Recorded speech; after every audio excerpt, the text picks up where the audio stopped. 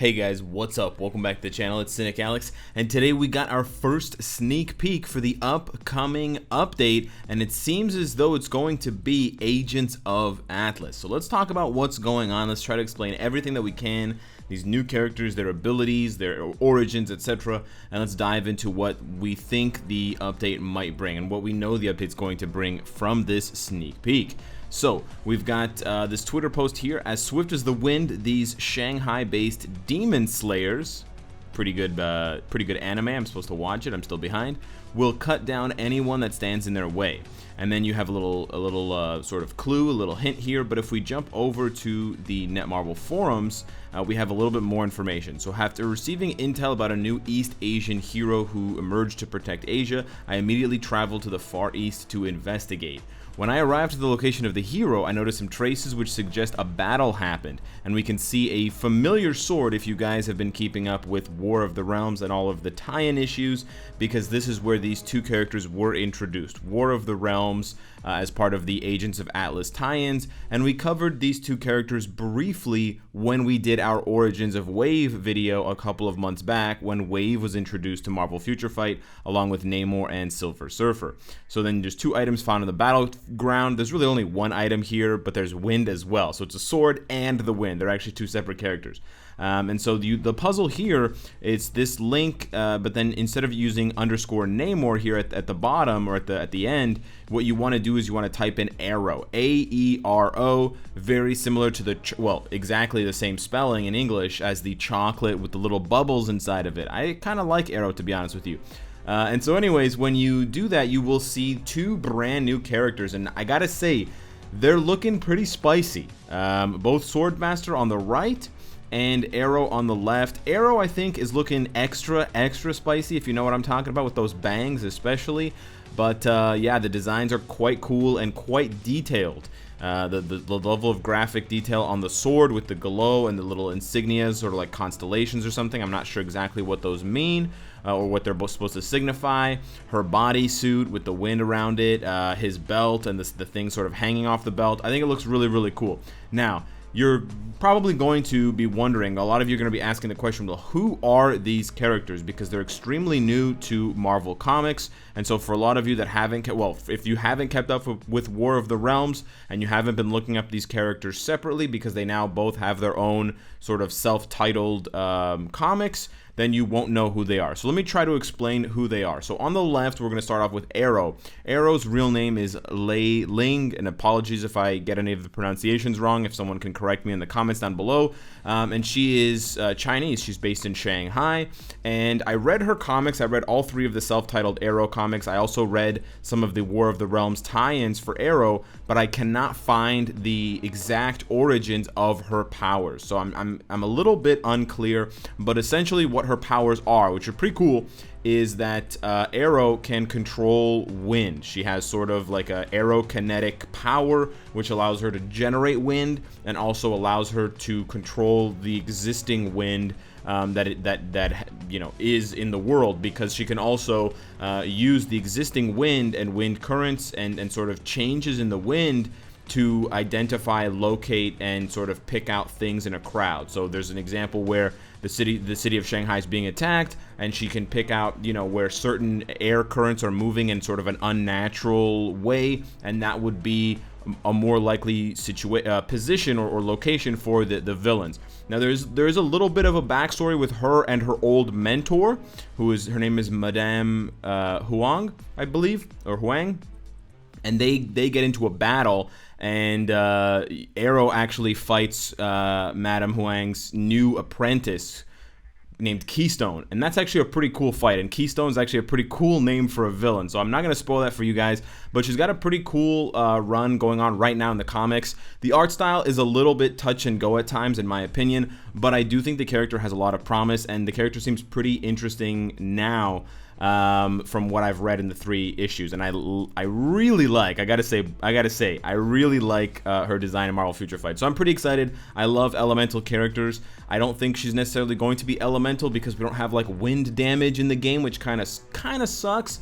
but I think she's gonna have some really pretty animations. And then on the right we have Swordmaster, who I had originally mistaken for Strider from Capcom, I believe. So anyways, Swordmaster is his name is Lin Lai, I believe. Again, Lin Lai, if I mispronounced anything or if I was wrong on the sort of enunciation, then let me know in the comments.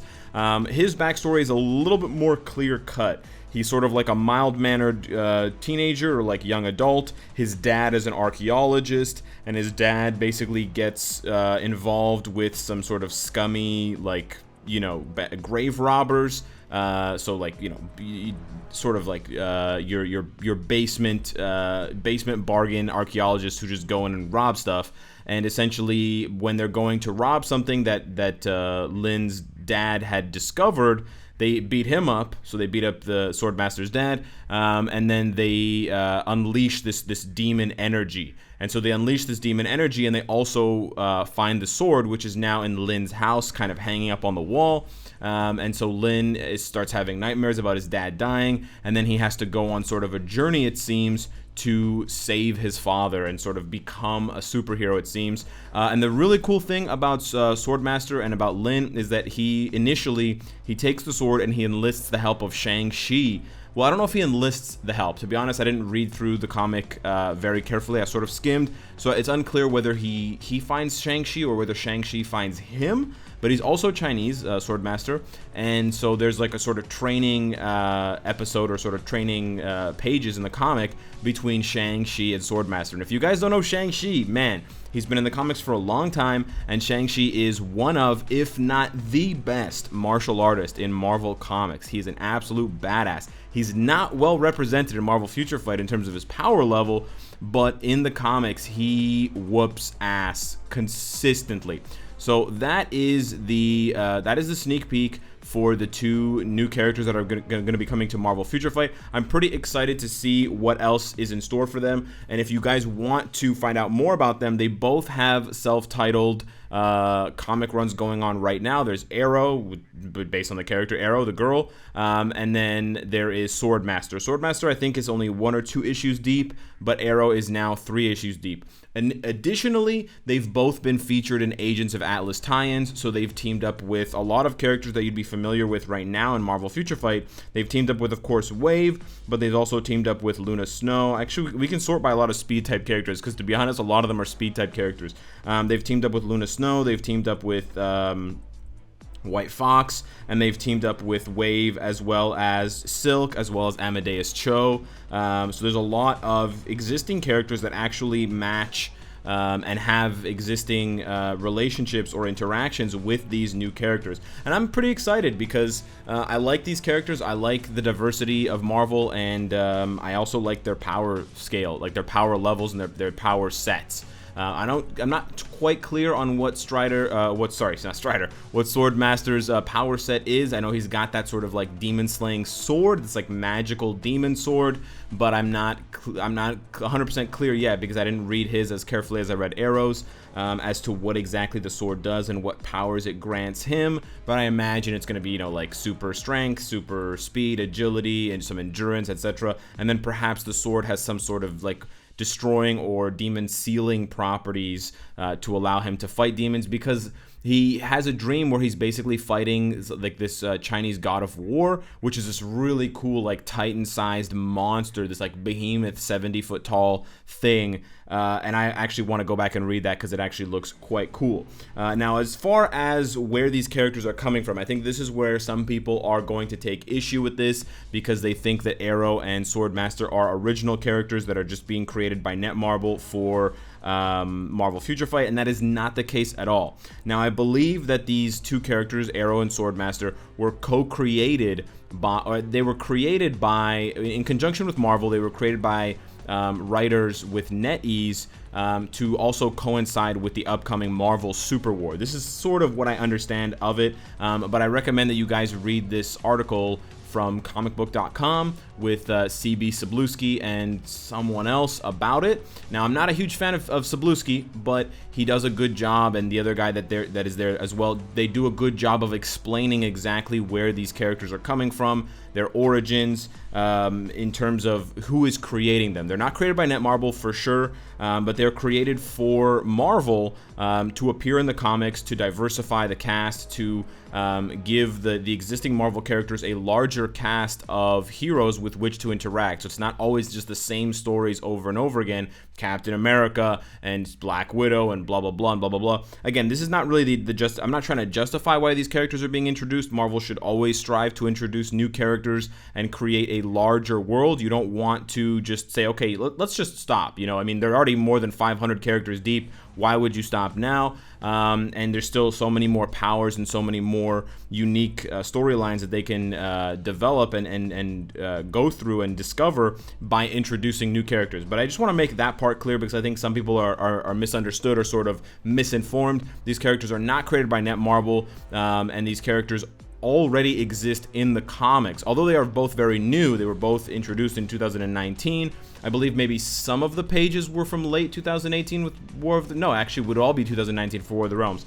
But yeah, they've already existed in the comics, although they weren't invented by existing Marvel comic writers. They were invented by other writers and other, you know, artists and comic book fans and stuff like that, who worked closely with Marvel. And I believe that the term they use is that everything went through the Marvel offices in New York City. So there's obviously really close contact that these two teams have with each other, but at the same time, with characters like this that have a very specific origin for their story and for their character, you know, some of these characters, obviously, if they're from made-up places like Namor, there's no Atlantean writer to make sure that the history of Namor is correct. But then you have some of these other characters where they're coming from a very specific place, and you want that to be portrayed in a way that's both, you know, true to the origins, but also accurate, and that actually makes sense.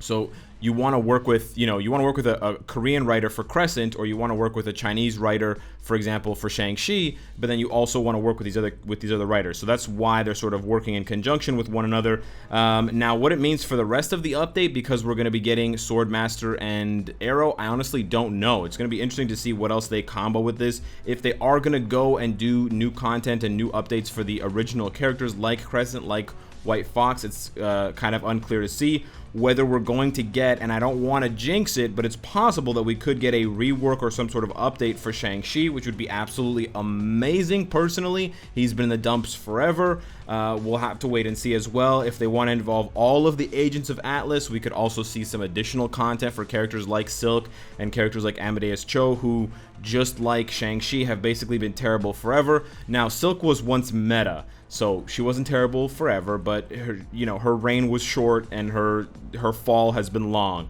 So it'll be interesting to see what else is coming out of this update. But this is shaping up to be quite a spicy one, I think, in my opinion. And I can't wait to see how these characters play out, what their movesets are in Marvel Future Fight, their power levels, and then what else we can expect from this update, because it seems to be able to touch on pretty much everything. We can either go in a direction that's very new with a lot of new characters, or like semi-new characters like Crescent, or we could go in a direction with older characters that have, you know, 20, 30 years or more history in Marvel, like Shang-Chi. So let me know what you guys think of the sneak peek. Let me know what you guys want to see next on the channel. Thank you so much for watching. Hit the like button if you enjoyed the video, and of course, if you like what you see, I hope to see you again later. Take care.